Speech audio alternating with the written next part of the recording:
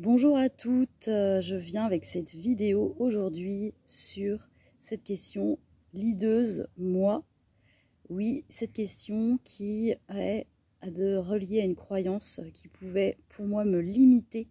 à savoir bien, le fait de ne pas me sentir leaduse ou en tout cas de percevoir cette posture comme une posture de s'imposer ou qui peut être dans une certaine prise de pouvoir ou avec une intention d'être en mise en avant, avec une certaine notion d'égoïsme ou d'être égocentré. Je m'appelle Lucille Rimbaud, j'accompagne les femmes dans la création de leur activité, dans les fondations saines, solides, mais aussi pérennes de leur entreprise, en alliant à la fois par une approche holistique, croissance personnelle, stratégie, méthode et aussi intuition. J'accompagne des femmes dans le secteur du bien-être et de la thérapie, du coaching, mais aussi dans l'art et du design et de la pédagogie. Aujourd'hui, c'est avec cette question leaduse, moi, j'avais envie de venir partager mon expérience par rapport à cette posture. En effet, quand on parle de leaduse, ou même par rapport à un leadership, qui a pu être connoté comme justement une prise de pouvoir, quelque chose qui vient imposer une manière d'être ou une manière de penser, alors que le leadership prend plusieurs formes, et vraiment la forme notamment de être une personne plutôt ressource, la personne source, qui va venir inspirer, qui va venir motiver, qui va, de par son expérience unique, rassembler et apporter de la valeur aux personnes qui ressentent ce besoin aussi d'être dans cette reliance, dans cet ensemble et dans ce partage, et de voir que cette posture peut vraiment être saine pour également avec un travail sur soi, un travail aussi de mettre de la clarté sur où on souhaite aller en tant que femme, mais aussi en tant que femme chef d'entreprise avec une vision, en étant connectée et qui a envie aussi de faire sa part, de apporter aussi de par son expertise, de par son cheminement, de par ses savoir-faire, ses savoir-être, son regard sur le monde, et de par son cheminement, pouvoir contribuer en accompagnant d'autres personnes qui auraient ce besoin à cet instant T, de s'inspirer et d'être soutenue par une personne qui sait de quoi elle parle, une personne qui sait de quoi, par quoi est passée ces autres personnes. Et c'est en ça qu'on est aussi en train d'incarner un véritable leadership de motivation, un leadership aussi d'expertise liée à ces domaines de compétences,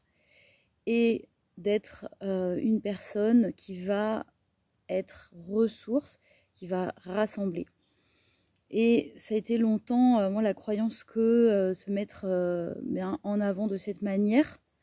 me relier de cette manière,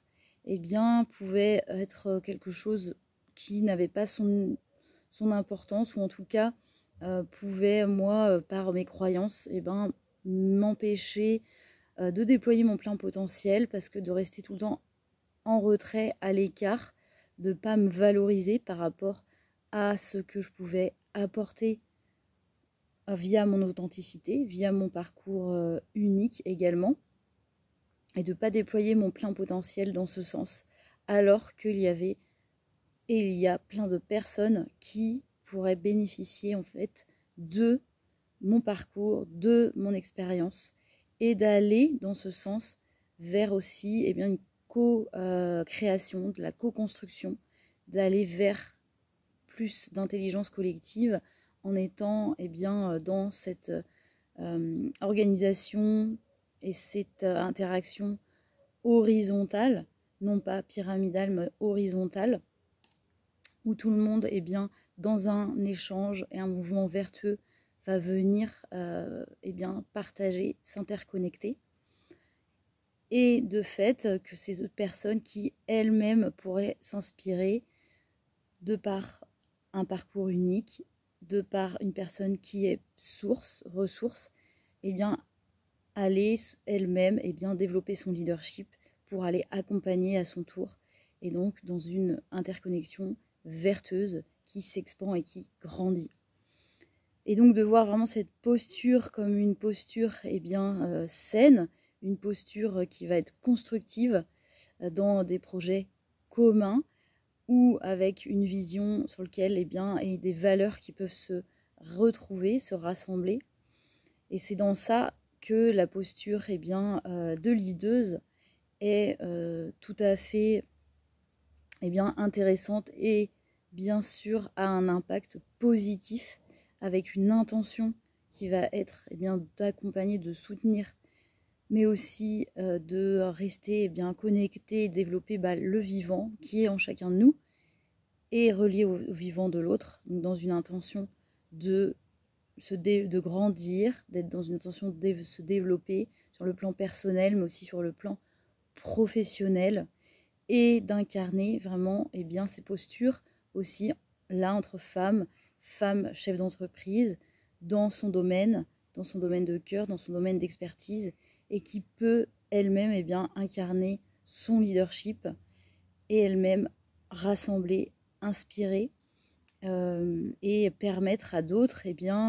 de développer leur plein potentiel en étant en contact avec cette forme de leadership qui est un leadership authentique, qui est ancré, qui est connecté à des valeurs reliées à la coopération, à l'intelligence collective, à la tolérance, à la bienveillance, avec des valeurs qui vont permettre plutôt de s'empuissancer, de s'élever, de gagner en développement personnel, mais aussi en compétences, en vision long terme. Et c'est en ça que la posture de leaduse et de faire grandir son leadership peut vraiment permettre d'être dans un projet qui a bien évidemment du sens, relié à son domaine d'expertise, mais d'aller vraiment incarner cette posture pour pouvoir s'expandre, croître d'une manière saine et d'une manière positive pour impacter autour de soi.